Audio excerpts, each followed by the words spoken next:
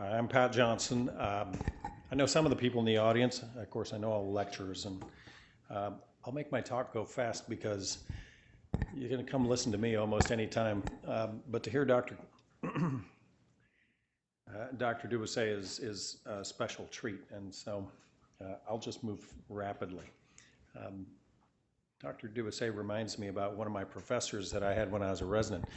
And see, he taught me everything I know, but unfortunately, he didn't teach me everything he knows. I'll just leave it at that.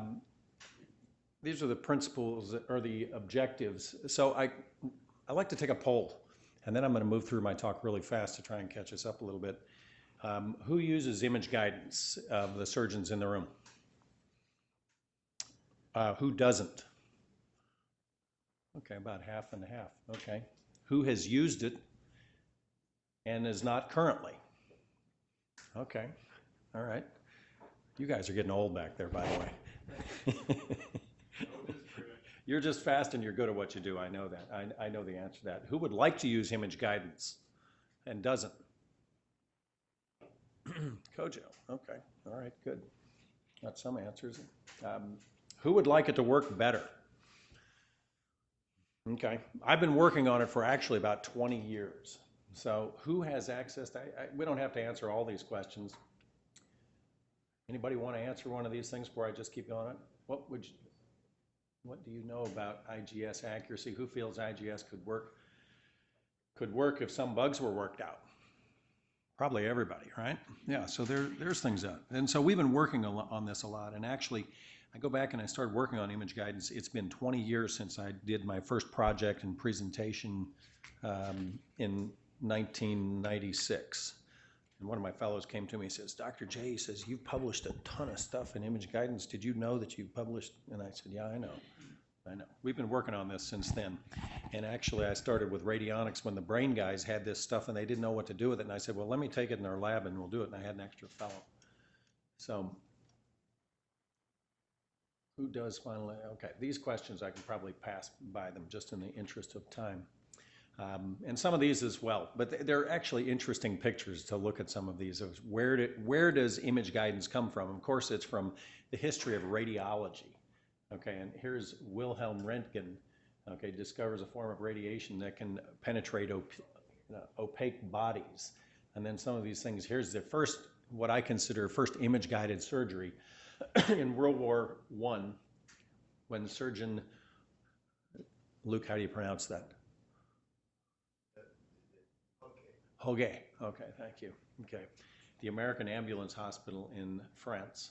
And so he was wearing this fluoroscope on his head and had an X-ray tube under the table radiating a lot of his own body as well as everything else to take bullet fragments out of the body. So I think that's an image guidance procedure way back then. Of course, what we use now is CT scanning, which goes back to Jeffrey Hounsfield and the discovery of how to make a CT scan actually work, and this is what we use. And of course, now we merge this thing. We merge this with things like MRI scans these days, which we don't use it that much, but there's a few special applications, and I'll show you a couple of them that I think we can do. What are the key concepts? You know, it's like celestial navigation. That's really what it is. Okay, and this is one of these little facts which I'm always fascinated by them, and say it's, you know, we've got X number of stars and it's how do you navigate? Okay, it's the same concept. It's navigation. It's like where is the North Star in Polaris, if you know celestial navigation. And that's what we use in the operating room, is just like celestial navigation. We got points in space and we have them connected and we know where things are, and it's a permanently placed fixture. And so there are errors in navigation, you know, for airlines and for boats and things like that. But there's also errors that we have as well. But some of this goes back, as I said, in the mid-1990s, and Ian Kalfas started using some frameless stereotaxy with pedicle screws. And the goal is to improve the navigation with the speed and the accuracy. And so, you know, we've applied this to so many different things. In fact, I have a kind of a roadshow talk that I give now. I gave it at the spine section just recently, and it's called Navigate Everything. Okay, because if you think about it, when you're doing an operation, you just like to know what's on the other side of this, or where is it? Where's a fragment of disc when you're doing some foraminal or far lateral disc? Wouldn't you like to just be able to say, oh, I can see what's out there, or I know where I am in relation to this thing? So there are some of those cases that I'll actually use it for that. Okay, if I got a far lateral disc and it's got some little thing, you know what? We have it down, and that's part of something I'm going to talk about at the end. And these are some of the pearls, is that think about how would I like to use this and make it work for some unusual case that I just want to make sure I get it done right.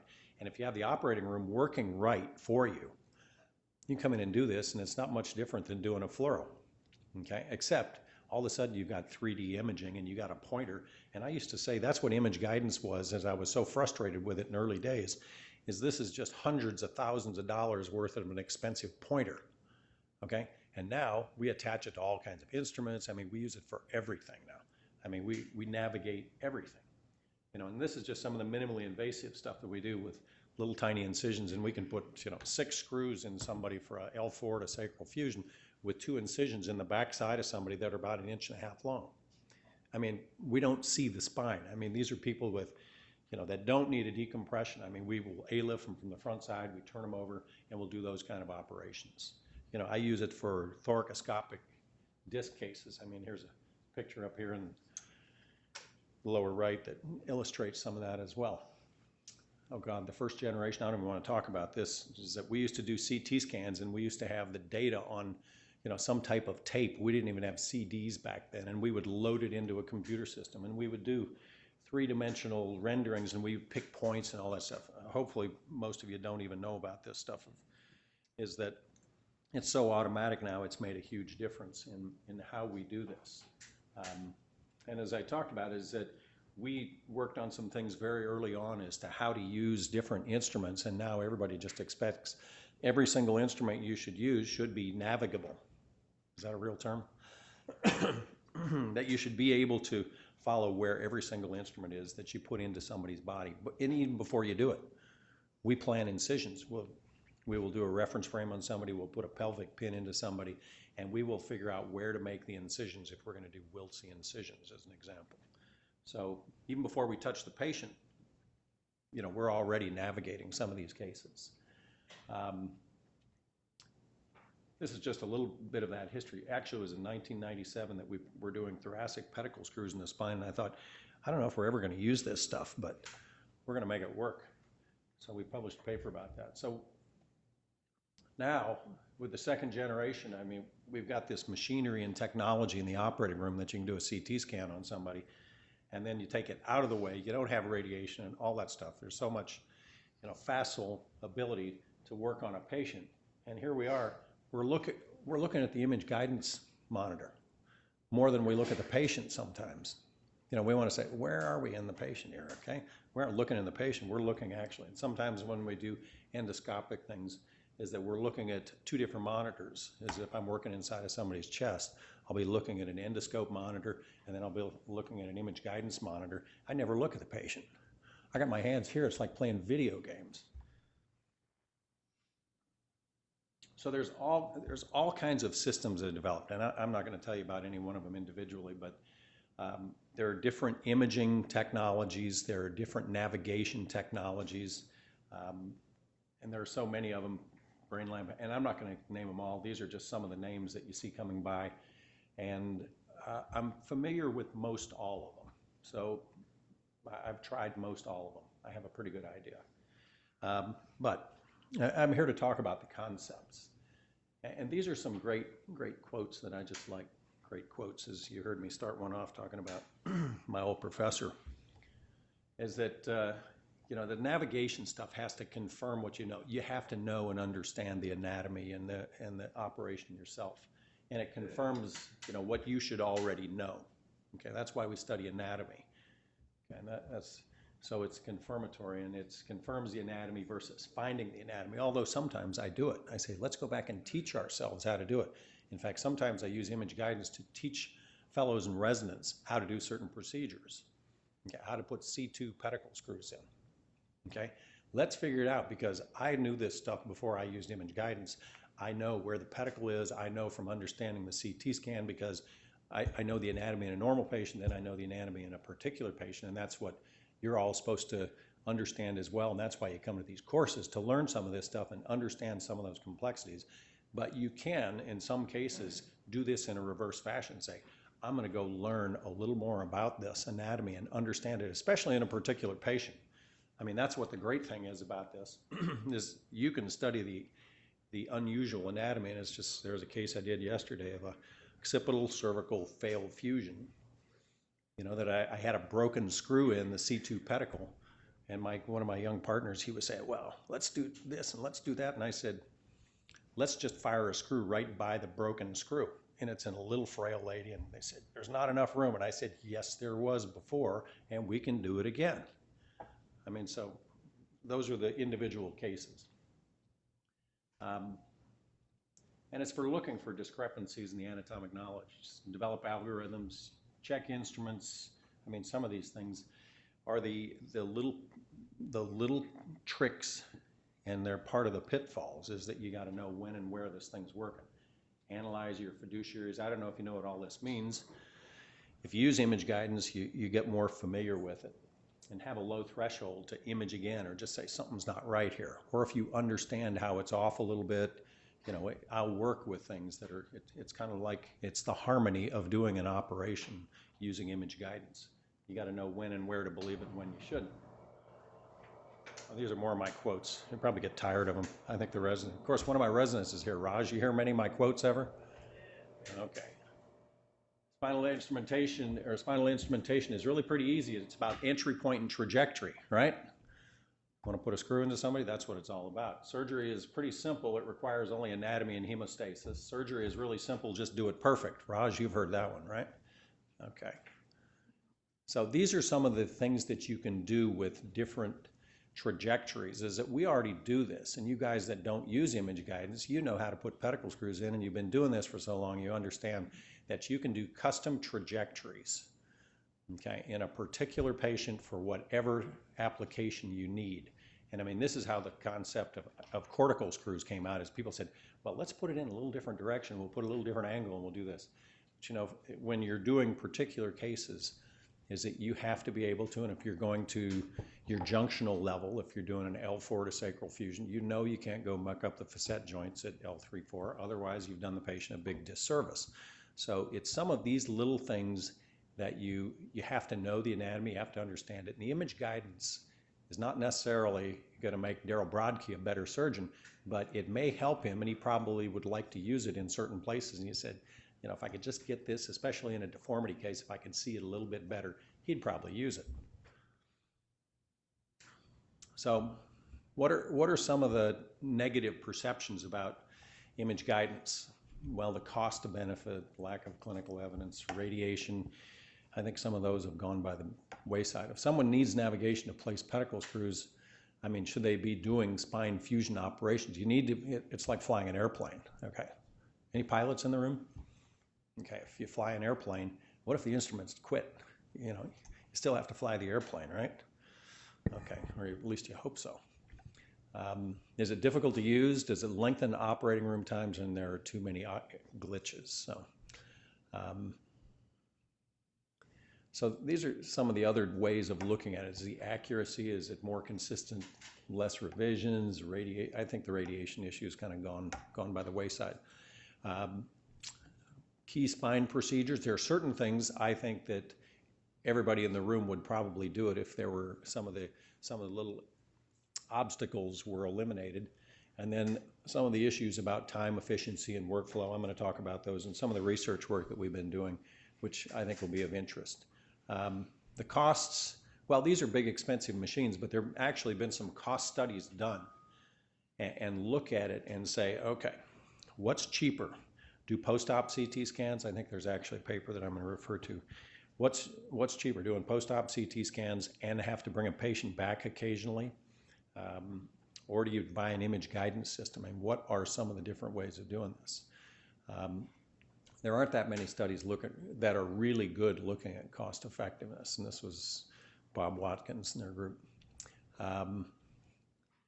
You look at the revision rates, and if you're revising enough cases, it's something that you ought to really consider thinking about where the application of potential cost savings is. And I don't know how accurate these numbers are or not, but I can tell you is that if you take patients, nobody likes to take a patient back. You got to go talk to the patient. You got all this issue where you're going to get sued. And I can tell you, image guidance doesn't do it perfectly either, because I had a case not that long ago. There was another complex cervical case. It was a revision case, and I even did a post-operative CT scan of the patient in the operating room. I looked at it and I said, you know what, this screw's a little loose, or a little close, but I think that it's probably going to be okay. I took the patient out. She woke up and she had a C5 palsy. I'm going, So these are not foolproof either. This is looking at some of the deformity correction surgeries, and and they give you some conclusions basically that navigation increases the accuracy, reduces the surgical time, and the radiation of thoracic deformity corrections. Well, some of these are fairly obvious. What are the accuracies?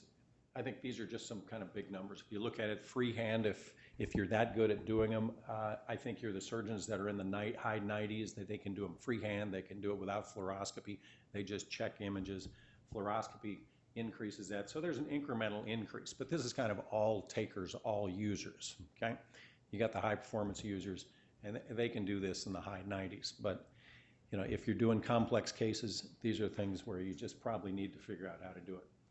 Revision rates are subsequently diminish. You go from freehand to fluoroscopy to navigation. The number of revisions, it's less than 1%. It really is. It's dropped the revision rate in our group of people, and it's interesting. We have 21 surgeons at our shop, and about half of them use image guidance and half of them don't. And I would probably say that these are still probably accurate numbers. Okay, the guys that use fluoroscopy, they're really good. Okay, so what's the difference between 1% and 2%? Well, it's 1. Okay, so they got a 50% higher rate, and I say, well, there you go. You should have used image guidance on this case. Well, they run their practice the way they want. So, pearls of accuracy, most related to the reference frame. Okay, anybody ever have difficulty with reference frame on the patient, or you're worried about it? Yeah, everybody uses image guidance. You probably ought to raise your hand to that one. Right? So I've used some of the other technologies, and I still think that the frame is probably the best way to go at this point. That's my pearl on that one. Okay, I use a clamp-on reference frame in different places. I use it in a whole bunch of different places. Okay, I'll do a transoral operation on a patient. I'll put a Mayfield head frame, and we have a reference frame. I'll do a CT scan. Is it really super accurate? No. Is it helpful? It's incredible. It's incredible. Okay, because I know the anatomy. I've done over 100 of those operations. I know how to do a transoral operation. I can do it with a little bit of fluoro, but you know what? The image guidance is just incredible. It's incredible. I'm able to stick that pointer in there, or I'm going to navigate an instrument, a drill, inside of somebody's mouth. Okay, so those are places I just I don't lay awake at night. Believe me, I got other things to think about, like riding my horse. But I think of ways that I can use this stuff to make my practice better. So some of the issues about the reference frame, attachment techniques, clamp to the spinous process, attached to a Mayfield. I just told you that you can do anterior cervical surgery, and I've done it sometimes that I've had a C7T1 problem. I knew I couldn't navigate it very accurately, but I'll take what I can get. If I have a patient, I have to do a cervical thoracic junction. I'll use the reference frame attached to a Mayfield with a patient. I don't put them in the Mayfield frame, but it's just there, and I'll put the patient on a donut. I'll even tape their head down where they don't roll around, because the motion, I just want to eliminate everything I can. But I don't have to do a localizing X-ray. Okay, if you got image guidance, you figure if you're doing something at C7T1, you can't do an X-ray. But if you use image guidance, you can use it during the operation, and you can use it for localization. I mean, you've eliminated a couple of steps there, so you're saving some time. I'm trying to go fast here, Rod. Attach the Mayfield, attach to existing pedicle screws. Okay, you got a revision case, you got a PJK case, or you got something that's an add-on. I mean, you go in, you exchange out all your screws, and you're going to put new stuff in, and just put a J-frame. In fact, there's one commercially made now as a J-frame that you put the reference frame on and you just clamp it to the rod's neck, or clamp the rod down to the screws, to the existing screws that you may have replaced out. And then you do your CT scan, and then you can check your screw placement that you revised, and then you have your navigation for the subsequent adjacent segment screws you're going to put in. So those are some little things. Percutaneous pelvic pins, we use them less than we used to, but there's still some places. I think that you really have to be able to put them in solidly when you can just pound them through we put them through the sacroiliac joint. Now, some people say, why do you want to do that? And I go, well, it gets you 3 cortices when we put it in, and I'll show you a couple of pictures. Here's a pelvic pin. Okay, we put it in and we put it across the SI joint, and we'll put it in where it crosses 3 joints, or 3 cortices, and across the SI joint, and it'll give you a pretty solid fixation. This is all made as one, but we made up this concept as a J-clamp that you put it into existing pedicle screws and do your CT scan. That's the most rigid fixation for open procedures. When we do minimally invasive perc screws, we will oftentimes just use a small midline incision and clamp to a spinous process. That's one of the ways that we'll get around not using a pelvic pin. Cost effectiveness. This is where I was saying is that intraoperative CT is probably the least costly and the most cost effective. You look at post-op CTs versus neuromonitoring and intraoperative CT scans when you take everything into account. What are the indications for navigation? Well, anywhere you operate as a spine surgeon is basically I think about it. And then the place that I call really high performance is the craniovertebral junction. Thoracic pedicle screws, have always been a place I think it's very helpful. Posterior fusions, cervical, thoracic, and lumbar. Other places we use them, tumor resections, revisions, complex deformity. I've even used them in infections, okay, just because I want to see where I'm going. Minimally invasive, it's been huge. This is an ancient old study we did looking at accuracy of pedicle screws in C2. We did this back in the late, I think in 97, 98, about C2 pedicle screw accuracy and just changing the angle from a straight AP trajectory to a lateral medial trajectory as you go up the C2 pedicle. And how much more you can apply C2 transarticular screws is what this was for. We don't even use transarticular screws anymore. Here's the anterior cervical. Here's just an example of, this is a patient who actually was clamped in a Mayfield holder, which we don't always do. In fact, as I said, oftentimes I will put a clamp on the patient's head and we'll just use the reference frame, and we'll navigate all the way up and down the anterior cervical spine. As I said, I'll accept some accuracy errors. You can check accuracy intraoperatively, but this is just another technique, the way we'll do it. Posterior, we'll use a reference frame. Sometimes we'll use a clamp to a spinous process if we want to, if it's going to be in the way, and we're not as worried about the accuracy. We'll use something like this, and this just gives you the ability to leave the retractors in when you do the CT scan so you don't get any shift, and you recalibrate your instruments as frequently as you need to. And so these are some of the things that we compared them looking at fluoroscopy, CT, and navigation, and the accuracy just goes way up. This is using the Medtronic system. These are just some ideas of what it looks like and the imaging that we're using kind of every day. This is everyday stuff that we do nowadays.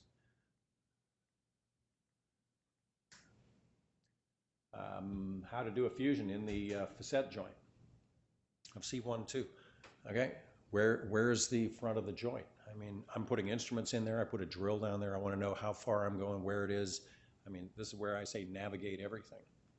It's just some little tricks. Here's a guy with a craniovertebral junction anomaly, which part of it's congenital, part of it's degenerative. He's a young guy who's an engineer, comes in with a spastic quadriparesis.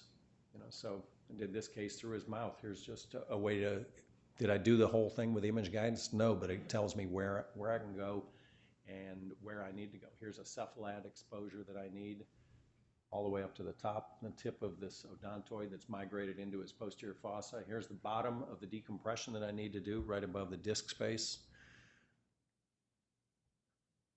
Here's another congenital deformity problem, a Klippel file of a patient who's had one of the most unusual kind of an anterolisthesis of the craniovertebral junction.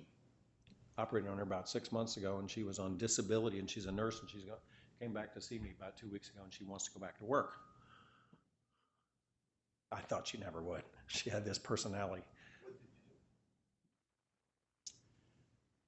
Did a posterior decompression, did an occipital cervical fusion. And so the anatomy, okay, this one was just a stretch. This is kind of a gee whiz. If you look at some of the screws that we put into her, she's got a Klippel file, but this is just one of those gee whiz cases. So they will put one pedicle screw in that goes somewhere up through C2, through C1, into the occipital condyle, and then she had a bunch of bad lateral masses, and it all worked. So she's about 8 months out from surgery and wants to go back to work. And don't ask me what that cage is in the front. Somebody did that years and years ago.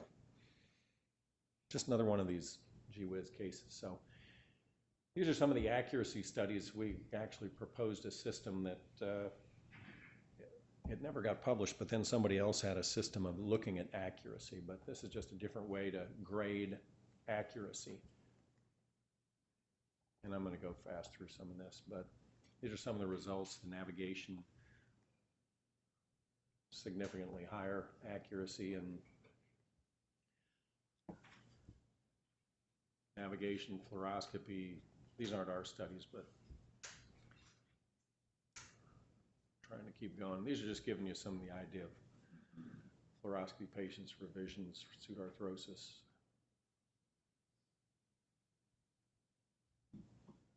Do a lot of work in the cervical spine. I do a lot of big deformity work, kind of do a little bit of everything, but the high performance places I think is where I use it the most, and our deformity guys and doing revision cases when you can't tell any anatomy from the back of the spine, you can see through it with the image guidance, that's for sure.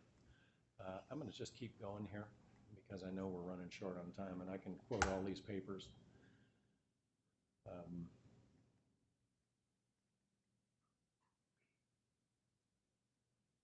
Accuracy ranges in the high 90s. Those are numbers we like. This is our work. We had a 0% revision rate for screw malposition over this study period that we did 200 and some, look at 200 and some levels and 482 screws. And one patient had new onset of postoperative radiculopathy that we didn't think was due to the instrumentation. And that's true too.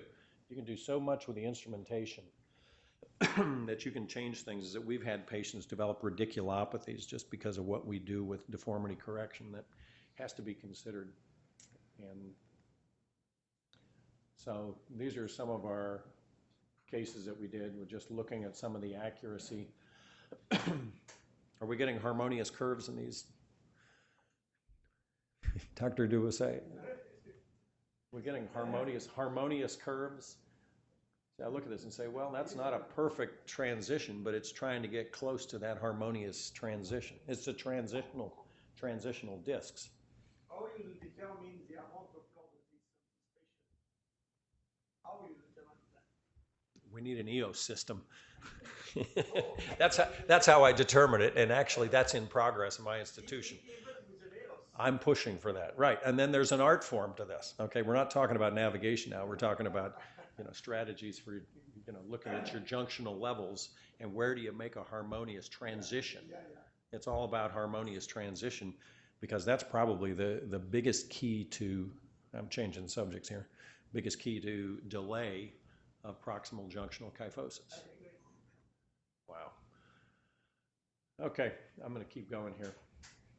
Rod, where shall I go? Shall I just stop? Should we open it up for questions? Yeah, let's do that. I can talk about this.